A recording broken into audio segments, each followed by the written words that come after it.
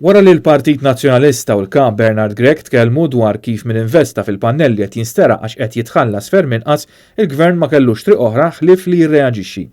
Kien fis-7 ta' frar li għadda meta l-Kap tal-Partit Nazzjonalista Bernard Grech semma l-proposta li persuna li tbieħ l-enerġija ġenerata minn pannelli jew sorsi oħrajn għandha titħallas l-istess prezz għal kull unit daqskemm l-arms tbieħ il-units.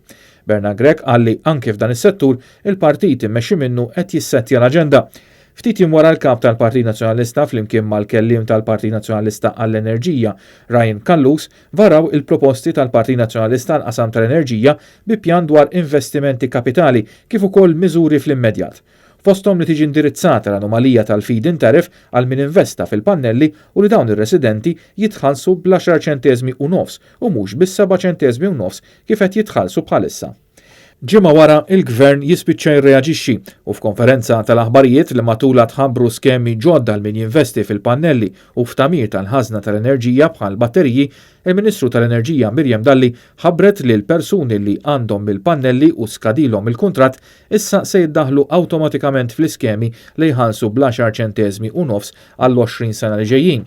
Min kellu kuntratt ta' 6 snin se jkun kopert għal 14 sena u min kellu kuntratt ta' 8 snin se jkun kopert għal 12 sena.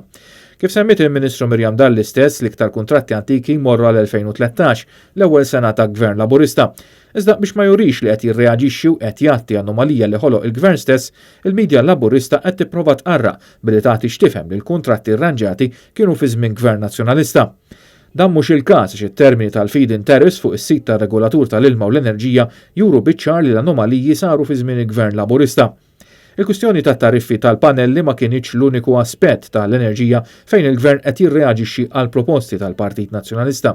Fil-fatt wara li l-Kap tal-Partit Nazzjonalista Bernard Grech semma proposta favur investiment għall-enerġija mit-turbini tar-riħ fil-baħar, il-ħadd li għadda il-gazzetti rrapportaw li l-Gvern issa biddel ir-rotta u qed ifittex fondi Ewropej biex jiffinanzja offshore wind farm.